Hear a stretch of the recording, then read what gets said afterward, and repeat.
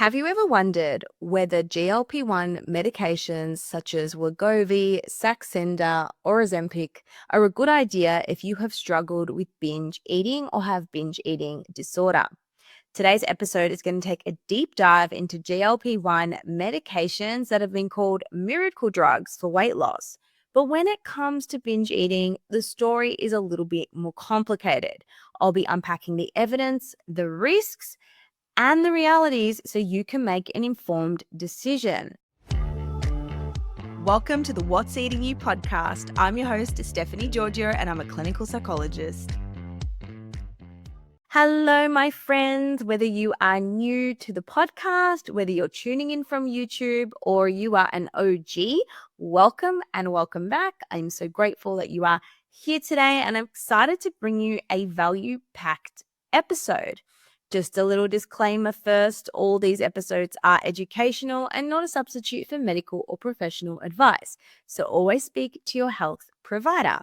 This question got asked on my TikTok live today, which is going extremely well. I am going live every single day, minus the weekend, for September. I started this challenge in August and I've absolutely loved building a community over there and seeing familiar faces and new faces and hearing all your questions.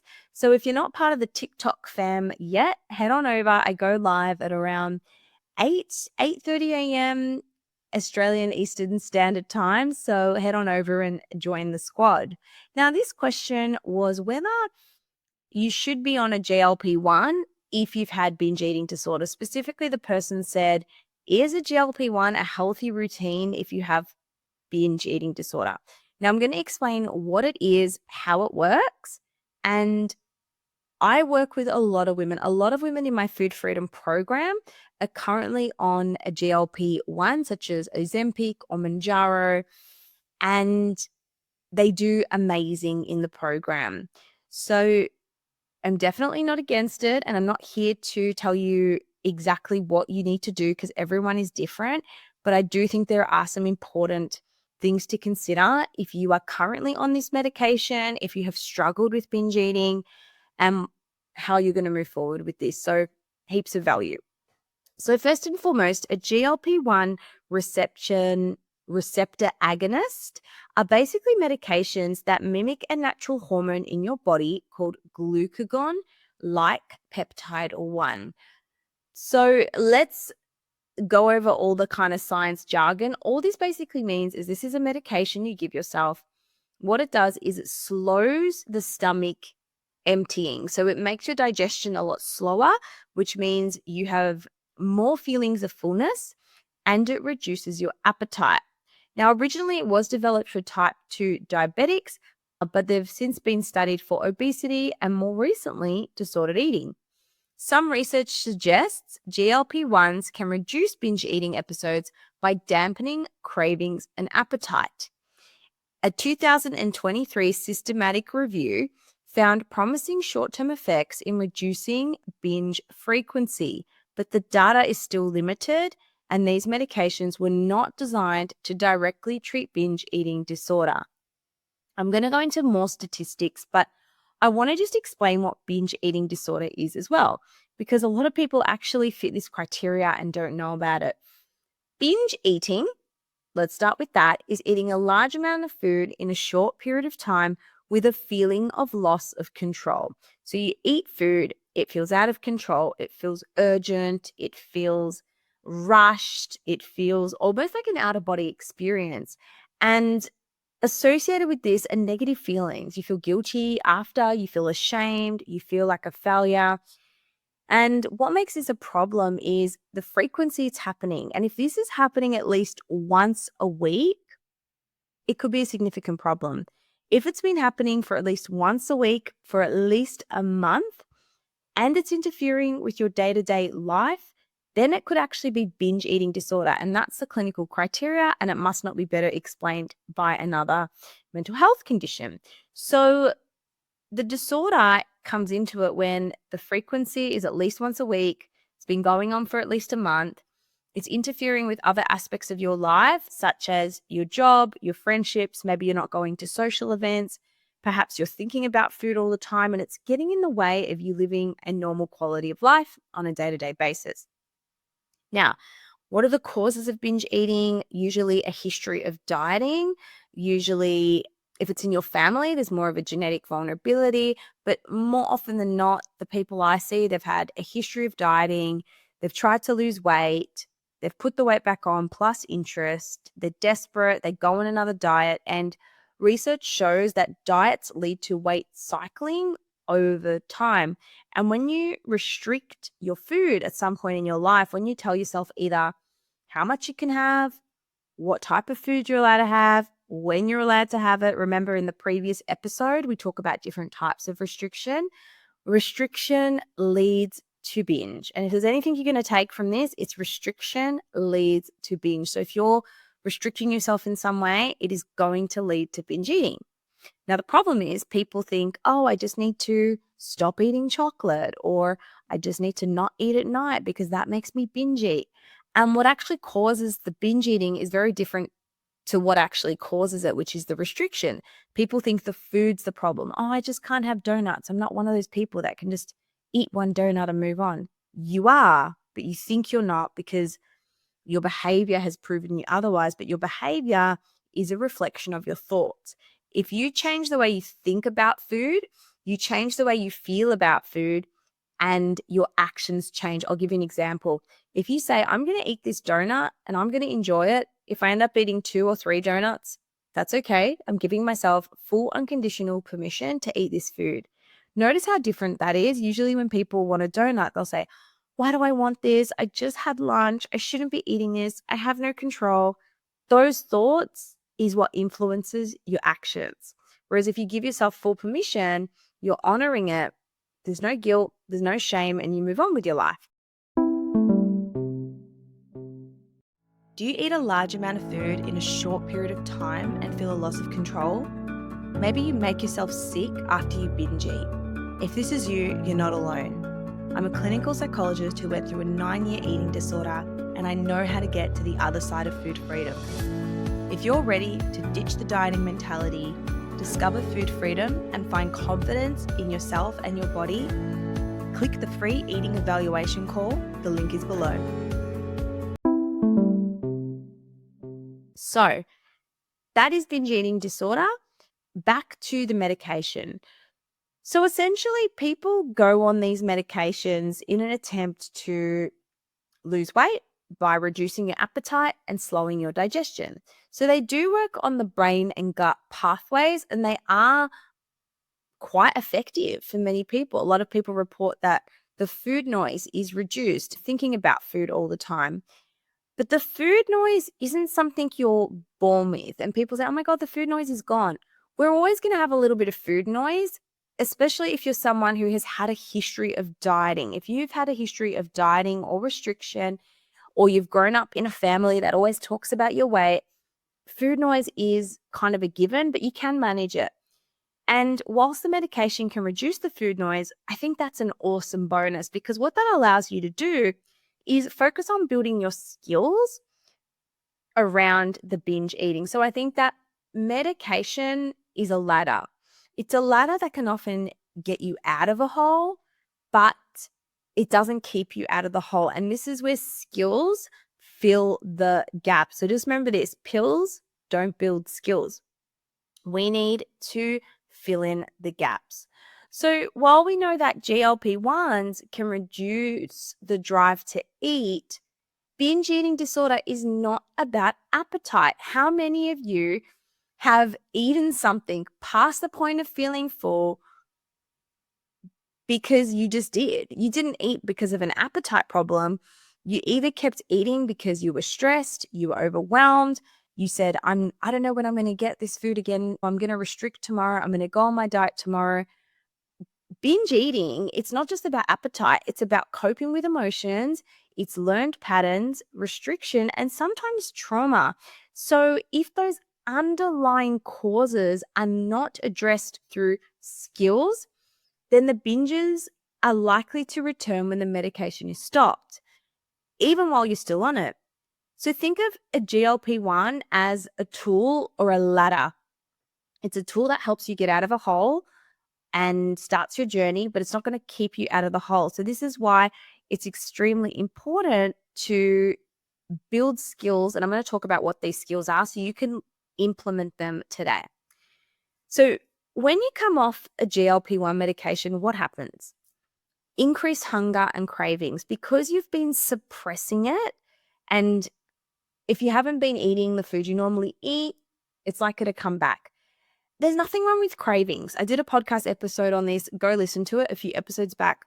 Cravings are not bad, but we demonize them. Oh, I shouldn't have cravings.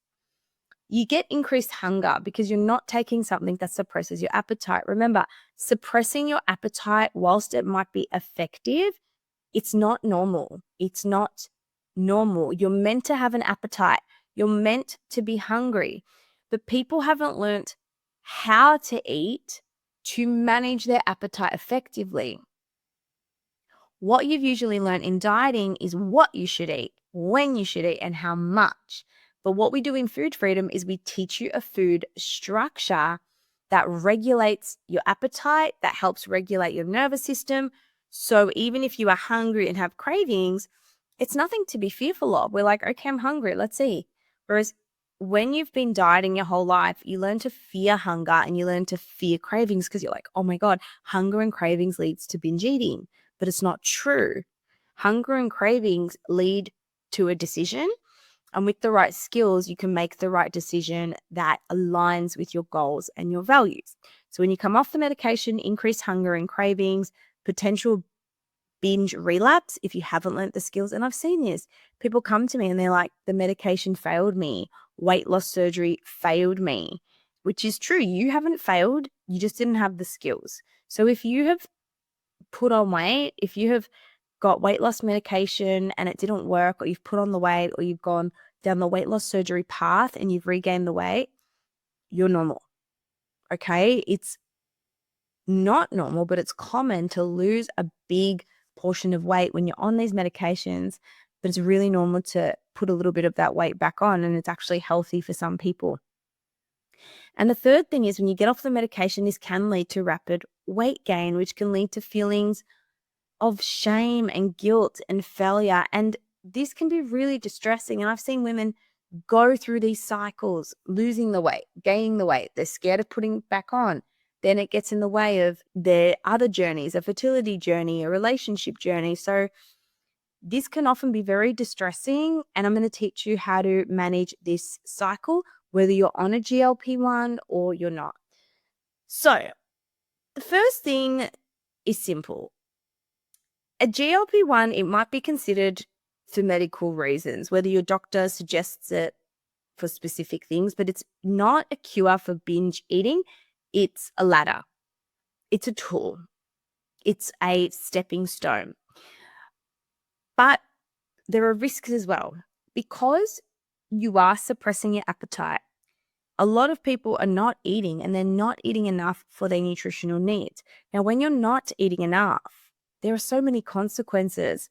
Your hair falling out, feeling cold all the time, having no energy, brittle skin and nails. You need food and you need nutrients.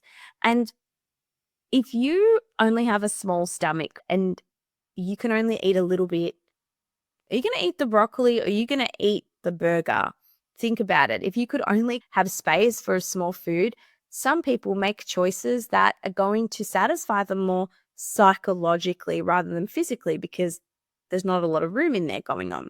So you also run the risk, if you're not eating enough while you're on these medications, and if you're not doing weight training exercises and eating enough protein, you do run the risk of losing muscle mass, which is so important. If you're a woman over your 30s, maintaining that muscle mass, we got to hold on to that as long as possible, can be quite tricky. So you really want to make sure you're eating enough of the right foods. But here's the thing.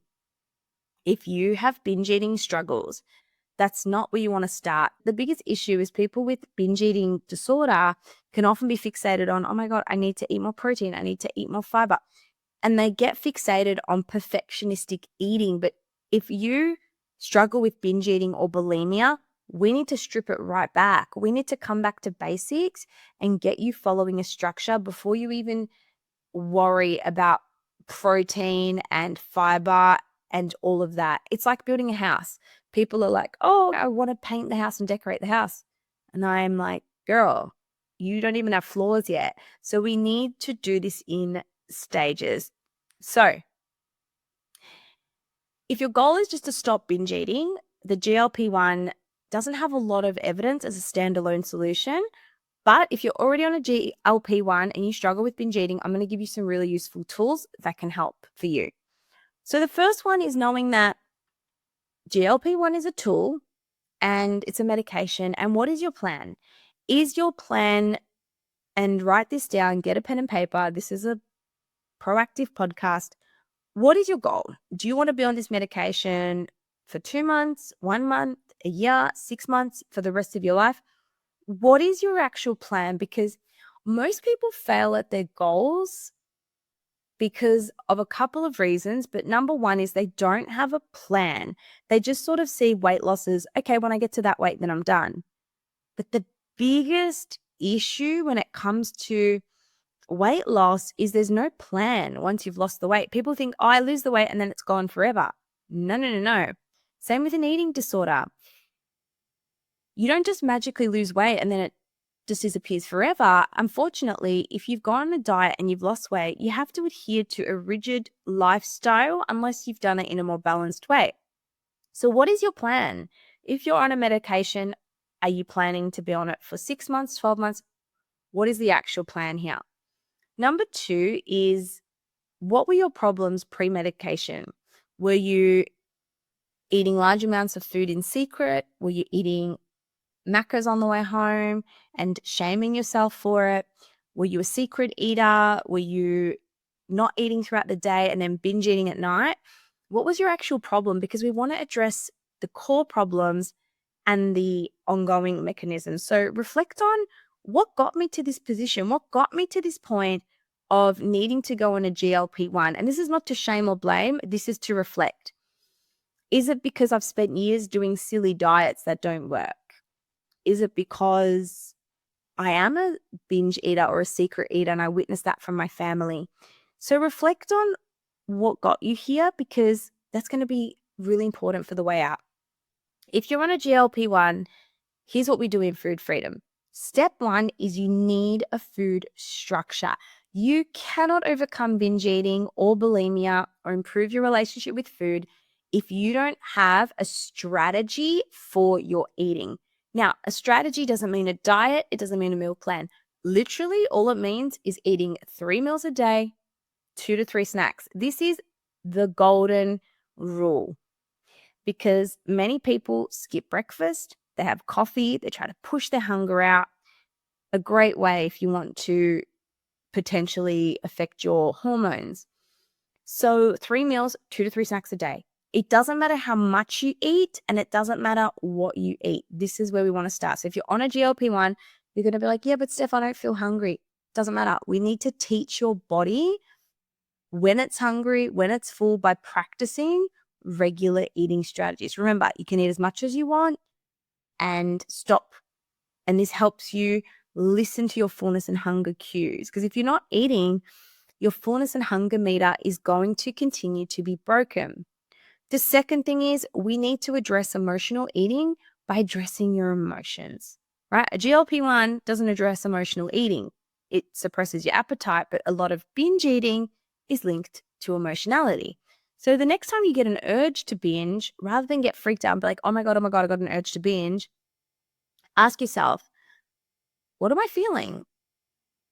What is this urge feeling like to me? Where do I feel it in my body? So we want to develop our awareness. And this is why in Food Freedom, I get you to log everything you eat, everything you binge, all your thoughts, all your feels, because we need to see the psychology behind your behavior.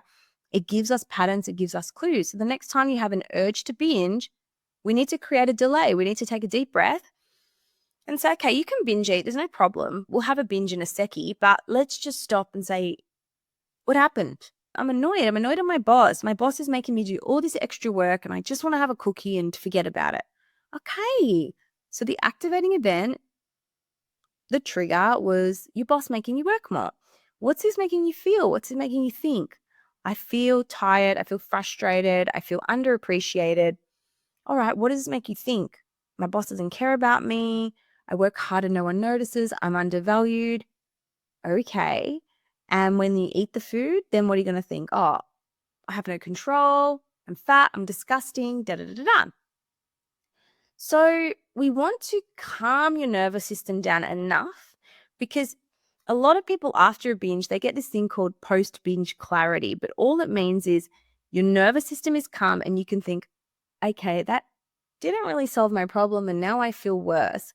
But you can't engage in that clear thinking when you're dysregulated, when you're in that, I really want to binge mode. You have to buy yourself time. So what I say to people is, tell yourself, I'll binge in 10 minutes. Let's just go for a walk first. So we're not saying no to the binge. We're saying just a sec. Say to yourself, I'm going to count to 10. I'm going to have a quick shower. Temperature is the quickest way to regulate your nervous system. And you go through a whole module on regulating your nervous system, because when you can delay the urge to binge, you're actually creating new neural pathways in the brain, which gives your brain another option. You see, when you're always binge eating, when you're emotional, you're strengthening that binge eating muscle. So every time you have an urge to binge, that muscle is so strong. But every time we delay the urge to binge and we choose another action, making sure we still have food structure, we create new strong neural pathways in the brain. So that's the second thing, is you got to regulate your nervous system. The third most important thing, if you're on a GLP-1, you have to reprogram your thoughts and beliefs. Because I want to ask you a question. What thoughts and beliefs got you in this position? I shouldn't eat bread twice a day. I have to weigh my avocado. Chocolate makes me fat. If you don't change these thoughts and beliefs, you will always default back to your original habits and patterns. If you want to develop new habits and new patterns, it requires a new thought process and new identity. And new identity is formed by your beliefs, your values, and your thoughts. So unless you start to challenge and change and reprogram, once you get off the GLP-1s, your brain is going to default to the old thinking patterns. You're going to feel guilty, you're going to feel bad, and the cycle's going to continue. Now, if you really resonate with this and you think, oh my gosh, I need to do this, I'm so glad you found this podcast, because this is what I love. This is what I'm all about. And I actually just interviewed someone on my podcast who shared her journey for food freedom. So go check that out. Such an awesome episode. She's incredibly courageous and brave. And you can book a one-on-one call below. So this is the last point of the year. I'll be taking one-on-one calls. We're going to change the structure a little bit. So it's your last opportunity to get on a one-on-one with me, map out what's going on for you, and take control of your eating, because if you don't, it will control you. And before you know it, you're 20, you're 30, you're 40, you're 50, and so on. You don't want to wait that long before you sort this problem, because you'll be kicking yourself thinking, why didn't I do this before? It's such a good thing to have a beautiful relationship with food. And it is possible if you're willing to do the work. I love you and thank you so much for being here today. If you want to book a call, the link is below. Complete the form and we'll see whether food freedom is the right fit for both of us. And I look forward to seeing you in the next episode. Take care. Bye. Did you know by taking 2 seconds to leave a rating or a review, you help me get the podcast out to more listeners just like you who could really benefit from the information? I appreciate all your support and thank you for tuning in.